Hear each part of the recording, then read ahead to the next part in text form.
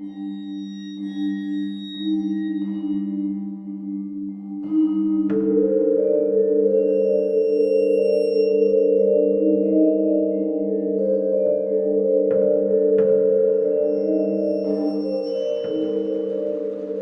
hello, and welcome to Al Dente Rigamortis.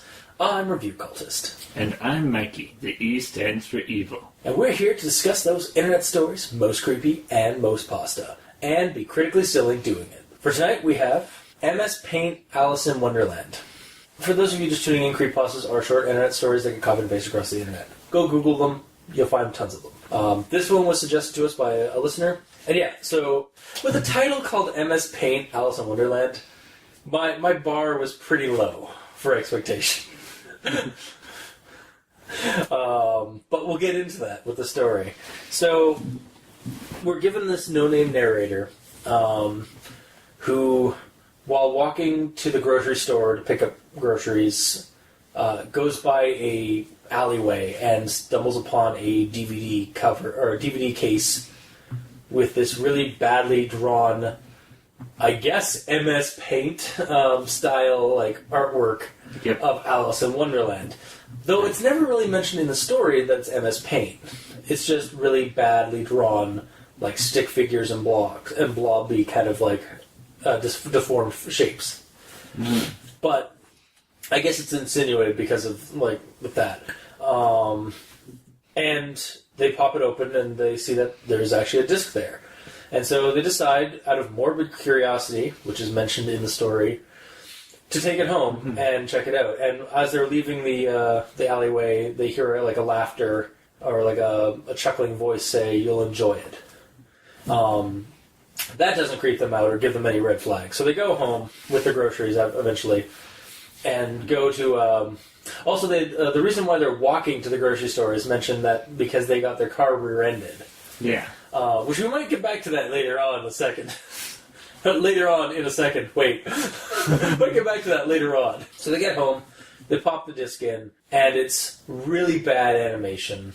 Yeah. Like basically just colors and flashing colors, and like basically the same kind of like art style or drawing, like deformed body shapes from the cover with like super big headed Alice with like squiggly lines and stuff like that.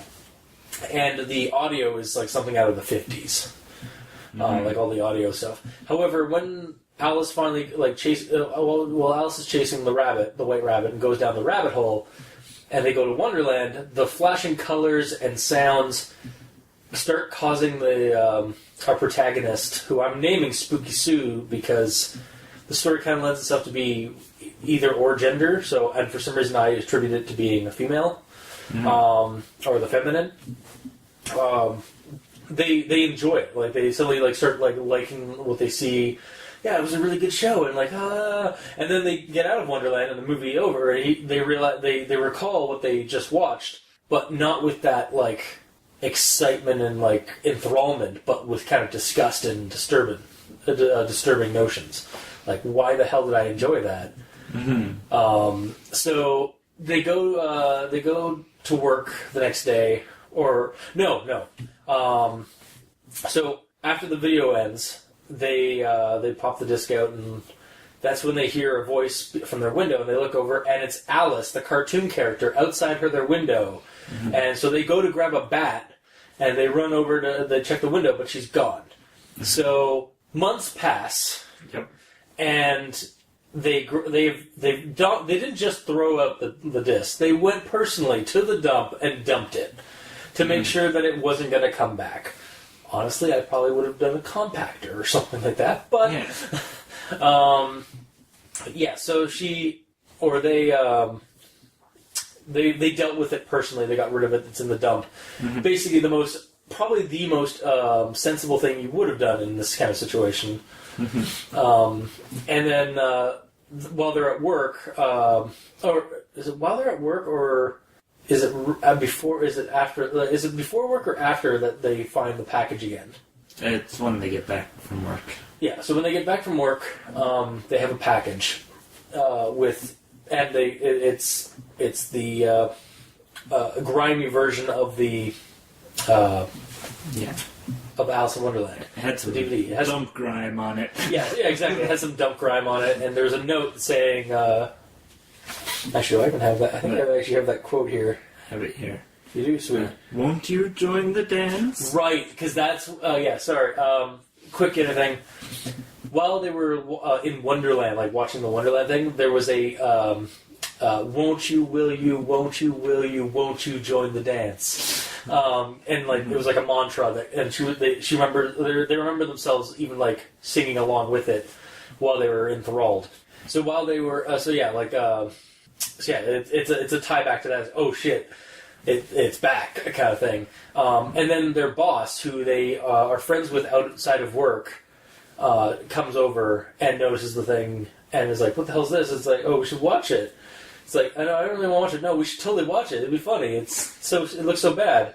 And despite what happened, they go along with it anyway. Yep. And they both watch it and both have the same experience where they start like becoming enthralled with the audio and visual effects and start doing the mantra and stuff like that. And then they're like, afterward, it's like, oh, what the fuck? Like, I think I've heard of this thing before. And then they go onto TV tropes so bad or something like that. Yeah, the TV tropes so bad it's horrible page. Yeah. For Western animation. Now, yeah, so they go to that and they find a version of it, but it's not the same kind of version. Like, it doesn't have the same kind of, like, audio or visual, like, effects that the one they have does. So he's going to look more into it, or the boss is going to look more into it, and then they leave. Well, the next day when they go... No, the girl returns. Yeah, sorry, the girl returns, yeah. Sorry, God, I can't write. So the girl returns, while they're looking up the... is it while or after? It's after they look up the TV tropes. After they look up the TV tropes page, the girl, Alice, returns from the window, I think. Yep. And that's what, holy shit, like the boss is now like seeing this as well. And that's when our narrator spills the beans of the whole truth of what happened. And like, I didn't want to tell you the whole thing because you wouldn't believe me. And you're like, no, that's pretty... Yeah, that's logical. I wouldn't believe you if I hadn't seen it. But they're going to look into this, and they'll get back to them. So they go off, and the next day, the boss has disappeared, has gone missing, and they're starting up the authorities are already investigating, and everybody at work is a suspect. And when they start investigating the person, they mention everything except for, like, again, seeing the supernatural weirdness. Or the hallucinatory things of the girl. And her story does seem to play out, like, neighbors did see the boss leave her house, and she didn't leave afterward. That anybody could tell. So she, basically they're let go for the time being.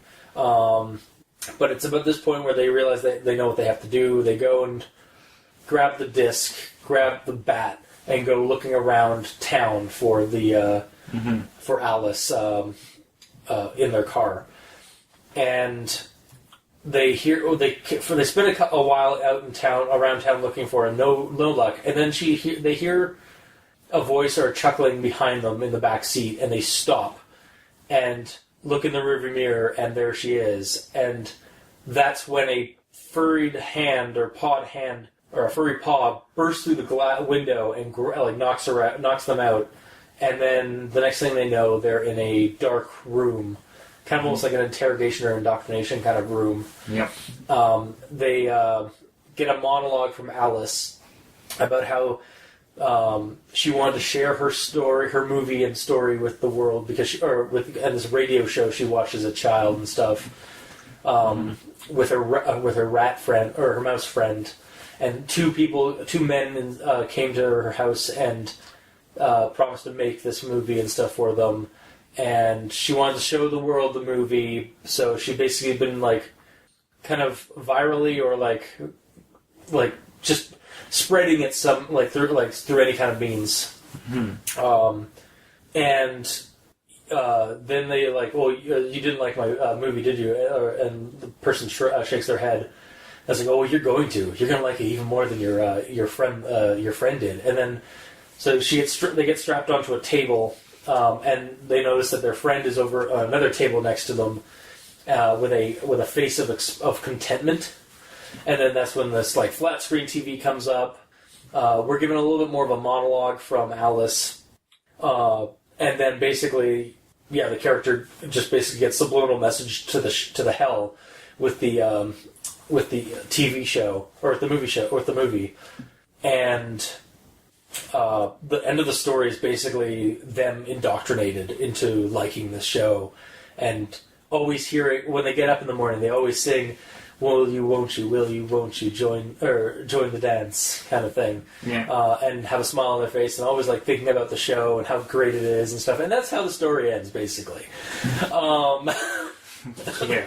So, also this one was by, sorry, I should have mentioned it earlier, MS Paint Alice in Wonderland is on creepypasta.wiki. I didn't actually check to see if there's any YouTube readings of it. If there is one, I'll leave it in the description below. But it's by Theta on creepypasta.wiki. And, I guess we'll just go into my notes. Do you want to just do the thoughts now? Sure.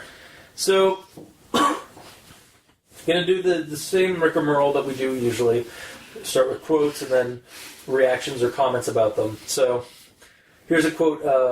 The one I think was supposed to be Alice had stick figure arms, a pencil-thick neck, and a huge deformed football-shaped head, almost as big as the rest of her body. So, my comment to it was, so, sticking around, Hey Arnold crossover lost episode? Also, where's that story? Like the animation, like, also, and this is the point, I don't think at any point in the story, we brought it up earlier, MS Paint is not mentioned at all, really, is it? No, it's not mentioned, but there is an image. There's an image that accompanies this that is done in MS Paint. That's the animation style. Is that the same? Okay, yeah, I get. Yeah, okay. It's basically the DVD cover. Yeah, is what we see. Yeah, I guess that's like the reasoning for it. I just like again, it does fall that into that like creepypasta trope of having an image that accompanies the story when the story is supposed to be the driving force. Yeah. But what you're not realizing is that there's actually a DVD. You actually found a DVD of it? Yes. I did know. I was actually. I wish I had actually looked it up then. The TV tropes so bad it's horrible. Does that not exist at all, or? I didn't find an entry for it on there, but there is a legit DVD of this show of this movie. You're kidding. Released in 2010. Oh God. All right.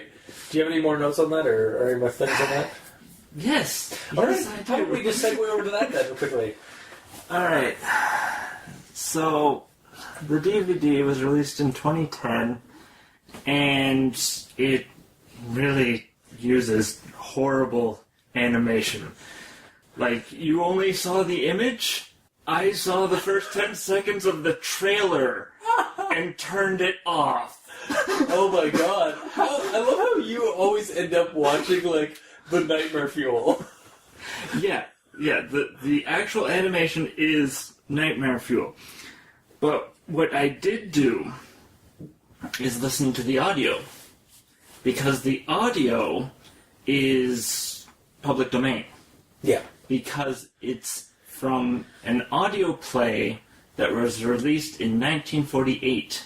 So around the 50s. Or just 40s. I mean, so they even got that wrong. Wait, when was it? 1940 what? 8. Okay. So it's 40s music, not 80s or 50s music. Yeah, I guess. Yeah, that's pretty. That's a plot hole.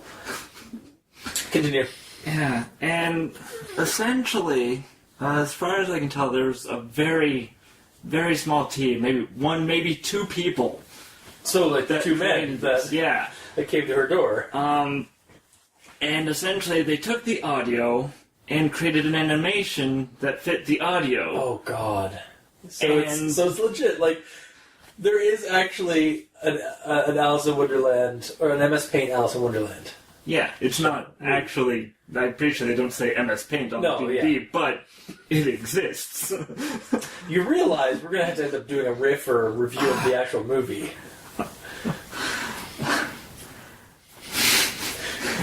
it is nightmare fuel to watch the animation.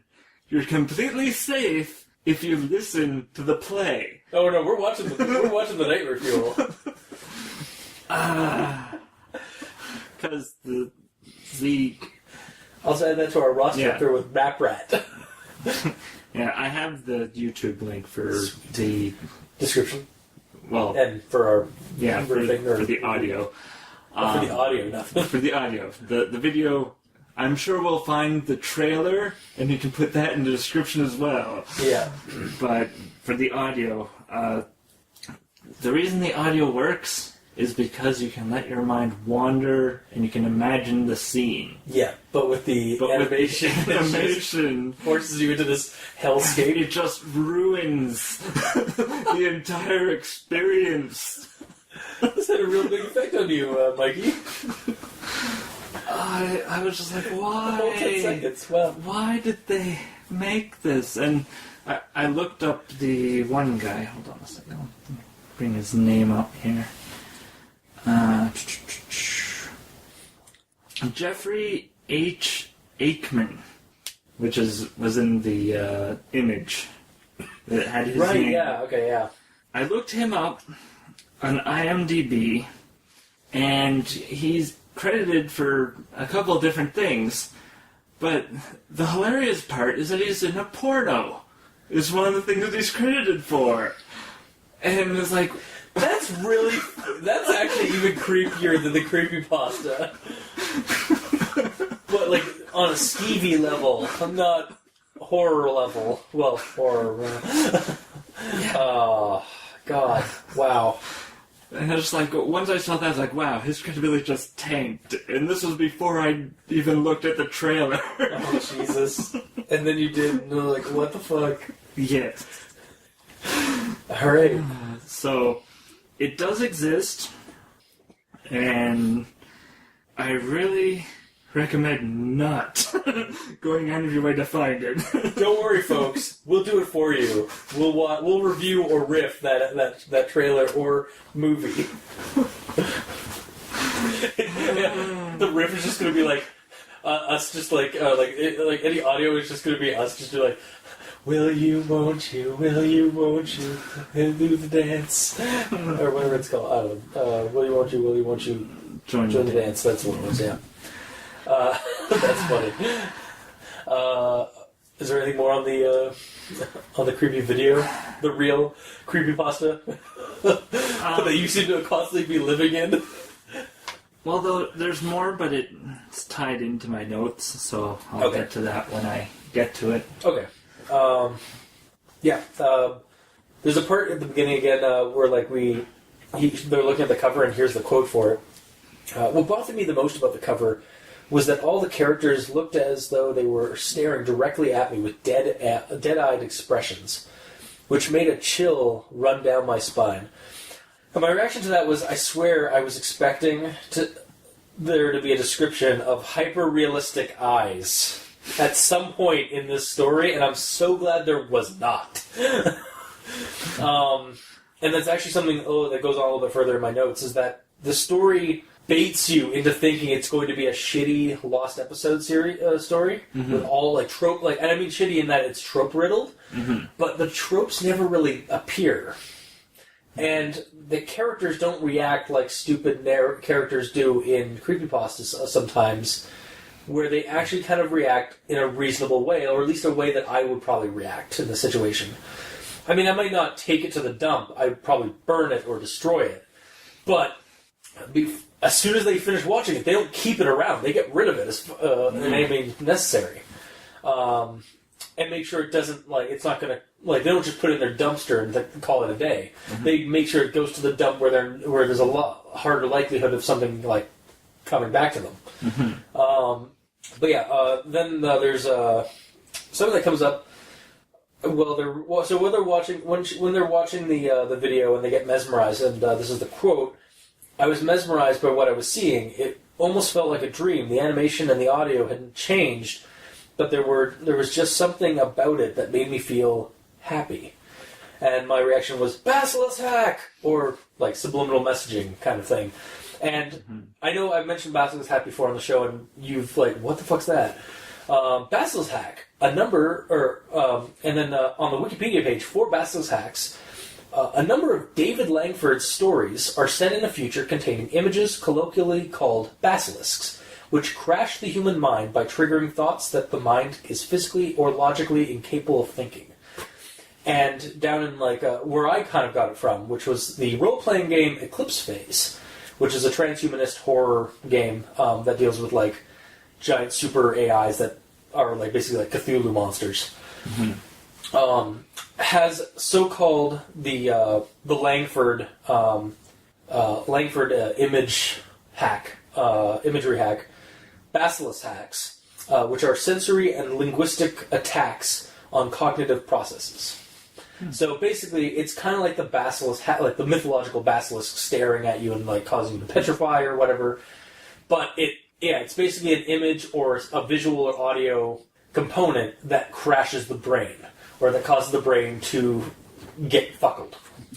Hence my whole comment of like people getting mind fuckled, or like enthralled and like their brain getting reworked by images and audio. Which again is also very similar to like is a little more of an extreme version of just subliminal messaging. Yeah. Which is basically what I figured this whole thing was really all about. Until, the car incident and, the character, like, a monster breaks the window and pulls them in. And they're like, oh, okay, this is just straight up supernatural. And then, like I said before, the characters are pretty logical in terms of their being they're fairly sensible for a creepypasta protagonist / victim. To attempt to like get rid of the DVD like in the way they do. Like in the quote, it's I had thrown the DVD away. That is, I personally went to the dump and tossed it directly into the landfill. I was afraid that if I did it any other way, she would just bring it back to me. Which is almost on a meta level because it kind of happens in like a couple of creepypastas. Like I think Ben Drowned, Sonic EXE, a lot of video game creepypastas predominantly. Not so much, I guess, a lost episode, which is what this kind of is.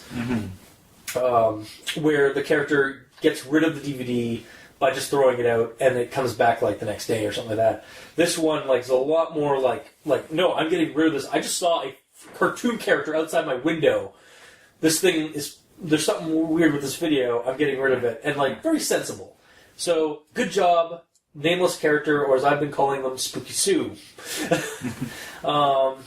And then, so there's a part where, like, and then, so, I mean, basically, shortly after, like, so they, like, a couple of months, they mentioned that a couple of months had passed, and they got rid of the DVD and stuff like that. Then one day, I found, and also, like, at the very beginning of the story, they had mentioned that, like, they could remember, like, it was yesterday, and they gave us, like, almost roughly an exact date of when, like, this all started. Yeah. Then a couple of months passed. Then one day, I found a small package in the mail.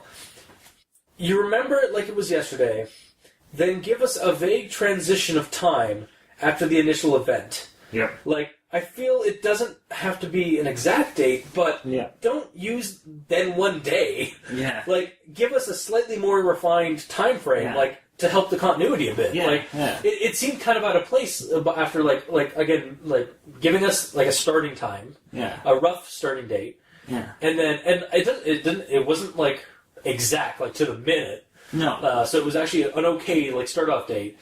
And then like a couple months have passed. Okay, well a couple months have passed, and it had been like about a year or something like that. I think they mentioned at the beginning. Right, like it had been like a year. 2 years. About 2 years. Yeah. So a couple months is a fine like transition time. And then one day it's like was that one day like between now and then, or was it after these events? Like what the fuck? Yeah. It kind of broke a little bit of the my suspension of disbelief and immersion into the story.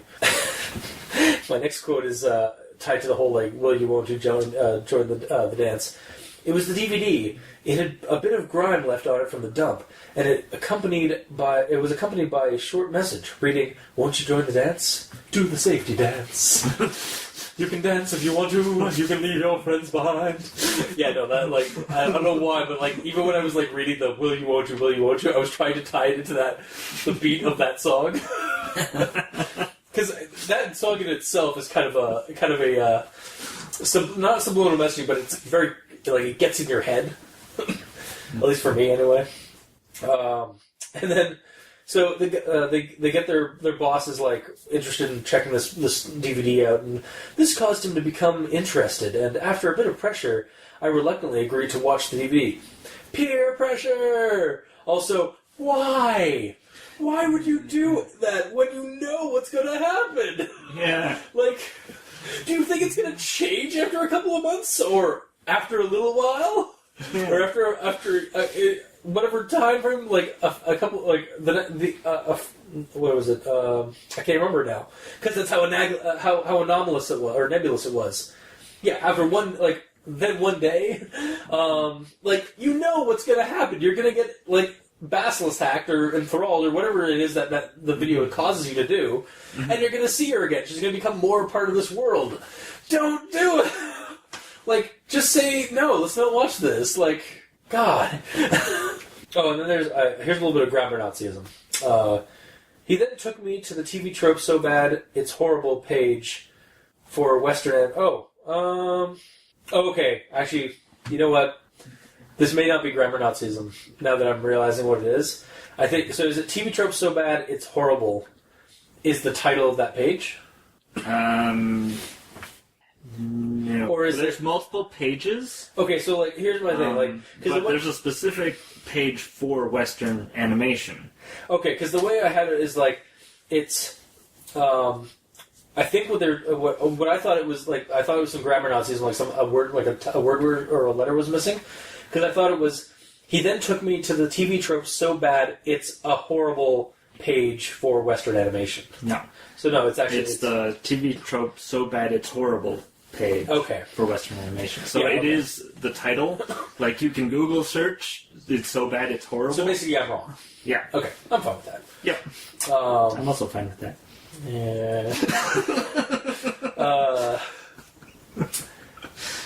And then, here's another example of, again, these characters being very sensible in terms of, their reactions to everything. I told him the rest of the story about how I had seen her when I watched the movie the first time. I didn't tell him before because I didn't think... I didn't tell him before because I didn't think he believed me. He told me he understood and promised that he'd keep his eyes open in case she ever comes back. Oh, wow, that's actually... In case she ever comes back. Should it be in case she ever came back? I guess it could go either way. Yeah. Tense isn't too bad with that. But yeah, again, see, this is a sensible reaction. For the most part, anyway. These characters do have sensible reactions. And I mean, there are times in the story that the sensibility isn't there, but where the characters react in a way that's realistic, or at least the way how I likely would react in this kind of situation. It almost feels like meta to this to me in this creepypasta. It almost feels like this is probably not intentional, but it almost feels like it's a satire on creepypasta lost episodes or creepypasta tropes, because they're taking they're setting you up for the trope, and then they're ignoring the trope and being rational about it. Or being sensible about about what's going on. I take it more of a cursed object as opposed to a... That's true, yeah. But I mean, it still has some the trope, the setups for those tropes are still there. Yeah. For creepypastas in general, even. Because I think some of the cursed object tropes tend to be in the same vein as lost episodes. And then there was the car, the car incident. Hours passed, but I couldn't find any trace of her until I heard a humming from the back seat. I stopped and checked the rearview mirror. When her face came into view, I let out a scream. As if on cue, a hairy arm smashed through the window and slammed into my head. knocking me unconscious. And then this is my part. And somewhere in the city, a car has rampantly hit something, as Spooky Sue was knocked out before she putting the car in neutral. Maybe? Braking. Yeah. Well, no, she did stop the car. Okay. I think it actually says, I stopped and checked the rearview mirror. Okay. So they did stop at some point. Okay. But they never say that it put it in park or neutral. So they just got knocked out and then pulled out of the car, and the car just kept going. Slowly rolling away. And did something. Yeah. And then basically we're getting the last bit of my notes, which follows the last paragraph or two of the story. All of a sudden, I started to feel good. As the screen above me flickered on, I found that the girl was right. The movie was wonderful. And it was the best thing ever made. Every day when I wake up, the first and only thing I want to do is watch the movie. Every day I wake up singing, will you, won't you, will you, won't you, will you, won't you, won't you, bleh. Will you, won't you, join the dance. Will you, won't you, will you, won't you, will you, won't you, join the dance. And that's where the story ends. And so I'm guessing this is not being written as an in-character piece, like an account, like we're calling these events, but simply a first-person perspective story. Yeah. Otherwise, why write the account down when you're infected by the movie's vector, or like infected by the movie's power, or something like that? Yeah. Like you started off sane, and then as you finished the story, you went insane. Yeah. Or it was revealed that you're insane. So, and then you go back to the beginning, it's like, this happened 2 years ago, and it's like, but so you're no longer sane, but you're writing this pestilence? Like, did you have a lapse of sanity, and then as you were reading the story and recalling, you started going back into that reality? Yeah. Like, it could do with some editing, to be sure. Like, It's not a perfect story. And I'm not going to even try to defend that aspect. Like, it needs more edits. It needs to be, there needs to be some work done to it. That said, the narrative here isn't all that bad, and the characters react in a more reasonable, or more realistic way than I've seen in several other stories we've done on the show for these kind of stories, like either Cursed Objects or Lost Episodes. It's also just feels rushed and first draftish, with information that could improve the story with extra content. Missing. And stuff that would give us a little bit more into what's transpiring here. Some information involving the initial event, after first encountering Alice outside the window, it kind of just basically they see the character outside the window, then they go grab their bat, Alice is gone. Then a couple of months later, literally the next paragraph, sentence, it's kind of a bit of a yeah. Okay.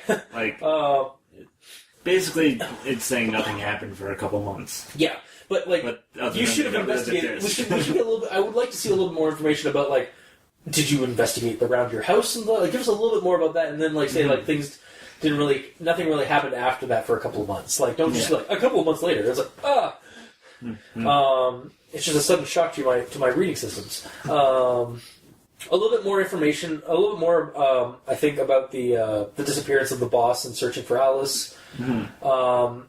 You already have Alice monologuing at the end in chunks, by the way, which I don't mind that. They weren't just on a long monologue that never there was no break. There was actually breaks over with their actions, and then she kept talking to her basically as she was getting drugged and stuff like that, right? Mm-hmm. I actually really liked that part of it.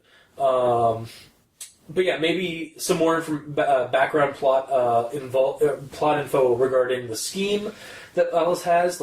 Who were the men that came to her house? Was she human once and got lost in some magical curse or obsession over the Alice radio show? Sort of an analog, fictitiously, to the troubles that real-world Peter had after the book Peter Pan was written. Because there was actually a Peter Pan that the author knew, or the author based Peter Pan off of, and basically ruined his life because of the fame of being compared to a fictional character that would never grow up. In fact, I think he committed suicide because of that later in life. Or did these men find a tulpa / magical being that wanted to spread their influence more into the real world? And we need some. I'd like to see some more. Hear some more information about that if that's the case. If this is a documented account by the narrator, make it more apparent what their goal is for writing this down. Like they start off. I remember it like it was yesterday. Yeah. 2 years ago, in fact, it happened, and then they go on the story, and then by the end, they're totally batshit insane with this video. And it's like, where's the punchline? Mm-hmm. Yeah, like the goals of writing. Also, give them a name, please. Yes. For some reason, I associated this, like I said, to the feminine. So, but it could work either way with either gender. Like I could see either gender. But yeah, like the boss is just my boss, and I know that like you couldn't have written like a little bit of dialogue where the boss says, "Hey, Sue or Steve, like how's it going?" And it's like, "Oh no problem, Derek." I don't know, like that would be easy to do. Yeah. I like the Dark Wonderland indoctrination scene at the end. The story was kind of silly as a premise in terms of the the cartoon character coming to life and some of that. Even though that in real life I would find that very disturbing. Well, sure, or I would consider I'm having a hallucination of some kind. Yeah. But then suddenly it gets kind of really dark when the character is suddenly basically in a dark room, a dark world, and put on a slab and strapped in, kind of like almost like a Clockwork Orange kind of thing, or like or a Terry Gilliam kind of creepiness to it, like where it's like silly but also really creepy, like and dark. But yeah, this one, and yeah, like I said at the very beginning, I didn't have a lot of expectations of this one because it's based off the title. But this one was surprisingly better than I'd expected it to be, and intentional or not, I enjoyed the semi-realistic reactions to the characters, like I've mentioned, and the events and stuff that transpire where they're silly, but also really creepy if you think about them in terms of like happening in real life. And the meta aspect that lies in the story, again, whether or not that was intentional or not, I still kind of really got a kick out of it. And so, yeah, and before go into my final recommendations, that's basically all I have. It surprised me. It's not a perfect story. It definitely needs to get some work done, but it was not. It wasn't. I was expecting to go into this hating it and like ready to rip into it like we sometimes do on the show. Mm-hmm. But it really to me, it wasn't that bad. It wasn't that bad. So. Mm-hmm. Mikey, before I go into my full recommendation on it, what do you got? Okay, well, I realized earlier that I spent way too much time just loathing on the whole animation video side of it. It's like, oh, this is so bad. And then I realized I should probably reread the story, because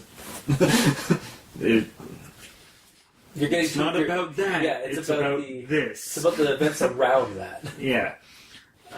So, very beginning, I was on my way home from the grocery store. I had been rear-ended a couple days earlier, so I was forced to go on foot. Yeah.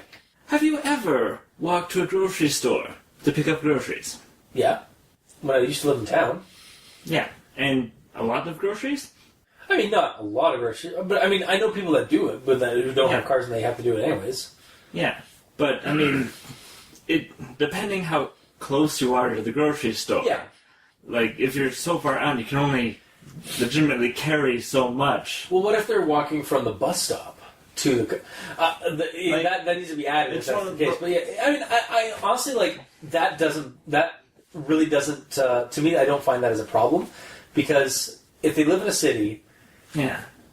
And you need to go get groceries because your car's screwed up, then you're just going to go grab like a couple of bags maybe and then going home. Which seems to be what the character does. Yeah. But at the same time, just from my own experience, carrying something from sort of where I lived once and then to my apartment, and it was the Skyrim Special Edition. I walked that all the way to my apartment, uphill. Yeah, exactly. I was going to say, like, you used to live, like, up a hill from, like, anywhere in that town. Yeah. And this city may not have that. And just thinking the same way as groceries, if you have something that heavy, like a liquid or pop or whatever, that's going to weigh you down, and it's going to be hell. Yeah, but you got. I mean, your car's busted for a while. You got to do it though. So or hire a taxi. And again, we're not getting like. Yeah. I feel like I kind of skimmed over because my mind like just went to some like more logical things like, well, I mean, either they walked that and they did it because they didn't want to pay for a taxi maybe. Or they took maybe if they are far enough away that they needed their car, maybe they used the bus to a certain point and then walked the rest of the way. And then from the bus to the grocery store, they went by an alleyway and that's where they found the thing. Like I mentioned in my notes, the story does need some more information, because otherwise it seems rushed. Yeah. So and the solution that I came up with was, what if he just walks to the convenience store? Yeah, convenience store sells DVDs. Actually, that would work because like every convenience store I think I've gone to has had like a small little like DVD case or like a DVD like a little shoebox basically with DVDs like thrift store style DVDs, and like some of them are really shitty looking. Yeah, exactly. Yeah, I can see that. Yeah, like that gets rid of 100% of my issue. Okay, it's like convenience store. DVDs, you're not going to find a DVD in a back alley. I mean, you might. It's just although it is a cursed object. So yeah, so it's like it wants itself to be found, right? So, I could buy either one. I could go with either way. Yeah. Okay. And then he starts watching the movie. Yeah. And becomes mesmerized. And then he starts singing along to that song. Yeah. Having listened to the audio recording. Is that actually one of the songs in this? The song does exist. Oh my god. But it's public domain, right? Yeah. Oh, I'm totally cutting that for the audio today.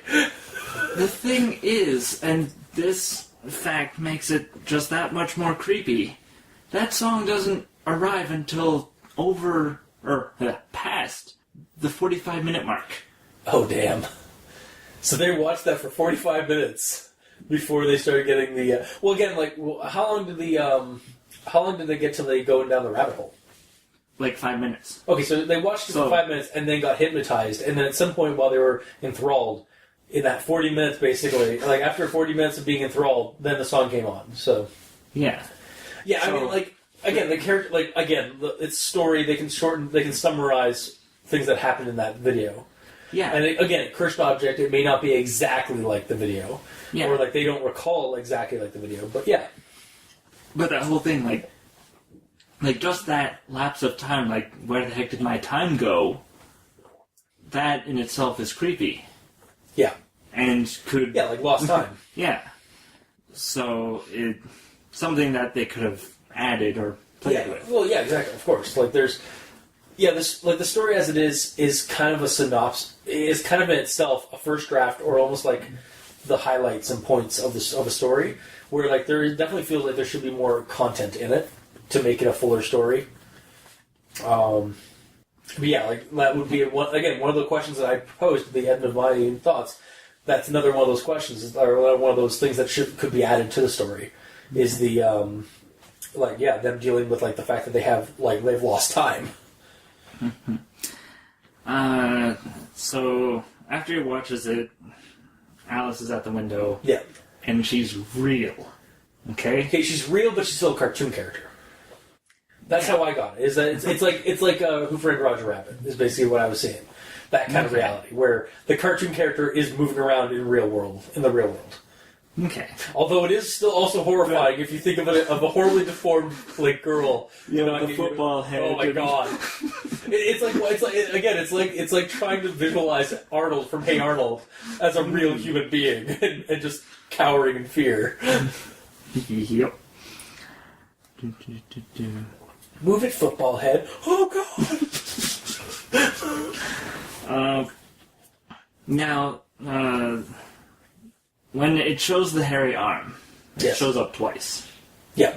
And I was honestly thinking... I remember where it shows up the first time.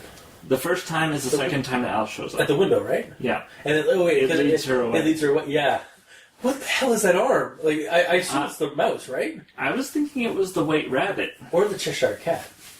Yeah. Well, honestly, for some reason, we never see the Cheshire Cat, and the rabbit and the mouse are the only ones that are really mentioned. But And the rat. Like well, that's what I mean, the rat, yeah. The rat, it could be the rat, but I went rabbit. Okay. And here's why. All right. For the audio, okay? Uh-oh. Do you want to know who voices the rabbit? Who? I'm excited. Who? The same guy who voiced Elmer Fudd in Looney Tunes. Oh my god! Be very, very quiet. I'm hunting rabbit. Oh my god. Wow. That's hilarious. Yeah, and it even has his distinct laugh in the audio. Oh. The like almost Woody Woodpecker but like lower voice. Yeah. Holy shit. So that's one of the main reasons why I definitely recommend just the audio Okay, yeah. as opposed to You know we're not watching doing animation. just the audio though. When our time comes, you will not be spared. But yeah, like just having that and seeing the basically Elmer Fudd in a rabbit suit leading us away. Well, I know what our freaking title card is going to be this week. Thanks, Maki. It's going to be Elmer Fudd with carrying or like toting away a horribly deformed Arnold, female Arnold. And us just like cowering in fear, I guess. And then I feel there was a missed opportunity at the end. Because the author brings up the song Yeah. over and over. Yeah. And You at usually, the had a end, you usually had a problem with that in stores. at the end, he's... Well, the protagonist is strapped to the table. Yeah. And to do the whole hypnotism stuff. But they missed an opportunity. There's no dancing. Yeah. They should be doing some. The character should be dancing around the table. Yeah, the characters dance around the table, or the protagonist dancing at the end. Yeah, they unstrap them and they just say, "Do the safety dance. You can dance if you want to." I fucking love that song so much too. But yeah, join the dance. Yeah, that's legit going to be the end. The ending. I'm ending with that, folks. So you'll have that to look forward to at the end of this. And then I was just thinking about it. And you could almost do it with any horror DVD type thing and have something pop up in a window. Oh yeah, for sure. Like just bam. Like yeah. I mean, I'm trying to basically any monster like. Yeah. Watching Friday the 13th, like two or any of the ones after Jason actually becomes the villain, and just like turn over, look over, and it's like just like that music even accompanies it.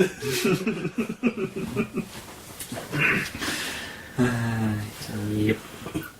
So just that, like they could have picked something better than the. At the same time, like you yourself even said, I think there's a reason why the author probably chose this video is probably because they watched that video and said, "This is nightmare fuel. I can make a creepypasta out of this." Yeah, that is true. All right. Yeah. So I guess we're going to recommendations for this. So, if you want to read something that almost feels like a Scream, the Wes Craven movie, the Wes Craven film, of creepypasta, like that kind of satire of creepypasta tropes, but doesn't actually fall into those tropes all that much, check it out. Otherwise, I'd love to see an edited, refined version of the story before giving it a full recommendation. As it is right now, I can't give it a full yes. Check it out, but I can if you're like me and like you like the meta commentary kind of thing, that even if it wasn't intentional, it's there for me. Mm-hmm. I'd say check it out for that, but otherwise, Neo Theta, if you're listening, take some of the, if you want, take the comments that the critique we've given you, edit the story, refine it. The bones are there, I think, for a good slightly satirical or commentary on creepypasta. But as it is right now, I can't go to full recommendation. Mm-hmm. So that's mine. All right. So recommendations. Number 1, I recommend you listen to the radio play. Try to avoid any images and listen to the radio play and close your eyes and let your imagination do its thing. It'll be great. Then, if you want to torture yourself, watch the trailer on YouTube and go, why the heck does this exist? Or if you want to and fall why further did it just ruin what I just listened to? And if you want to go further down the rabbit hole, hunt down the full version. Yeah, I did a Google search. You can find it at Walmart for like $20. Oh, I'm so getting that. I keep digging a bigger hole for myself. Yes, you do. You keep falling down that rabbit. You keep digging up that rabbit hole. You're making the hole wide enough for you to fall in. Maybe that should also be the title card. Is you just digging a hole, and you're like, "Damn it!" And then taking it back to the story. Yeah, going back to the story. It has some interesting points. Yeah. Like the cursed object, the creepy I'm person showing up. Yeah. And sorry, just one thing. So, am I alone on this? Like, the reactions and stuff like that, the characters, do they seem, sensible and stuff like that? To some degree. Yeah, I mean, it's not perfect, but, that's what editing is. Yeah. That's what, going back at the story and looking it over and, refining the story. There does need to be more editing or more done to it, but that never usually happens. It might. Maybe. Yeah. You'll never say never. I see how it is. Goonies never say die. So do cultists. Why we died like lemons. Just lemmings, just falling off that cliff eventually. Anyway. So, it does fall into the issue of, the characters don't have names. Yeah. And that obviously is one thing that needs to be developed. Yeah, because, again, that helps, connect the reader to the character's plight. Yeah. Yeah, exactly.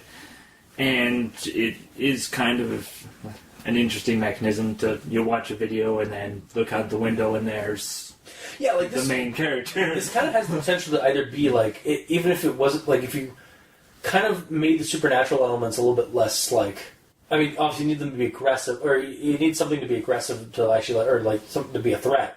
But if this could be either a supernatural story or a psychological horror, because the video is affecting the person, giving them these hallucinations that are manifesting, like her at the window, or her behind the back seat, and then suddenly this thing bursts through the window and knocks her out.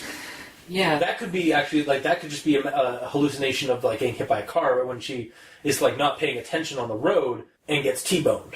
Yeah, that could be like that. But yeah, and thinking about it now, the big issue is they watch it, nothing happens for 2 months until they watch it a second time. Yeah, and then the friend disappears. It's the friend that disappears, not the one that's watched it twice. Yeah. So it's targeting them by taking away their the people that left the house. Oh, maybe maybe that's why it didn't get her the first time was because she never left, or they never left the house. Like they never mentioned. Well, at least they never mentioned that they did anything to go out and investigate around the house. Okay. So maybe because they stayed inside. They stayed inside, and then the boss left, and then got attacked. Yeah. And then. But then the problem... Yeah, it has to be developed a little bit more, if that's going to be the case. Yeah, because the problem there is that when they go to search for this person again, they haven't watched the DVD again. Yeah. Yeah, they're just... They've got the... but they're out and about, like they're away from their house. But then they have to go away from their house to go to work. That's true, yeah. Again, if we're going to go that route, it has to be developed a little bit more. Yeah. Yeah, there's definitely potential. Like, the bones are there. Yeah, there is potential. But, again, it missed opportunities like the dancing. Yeah. And getting the date wrong with the 50s music when it's actually the 40s music. Okay, yeah.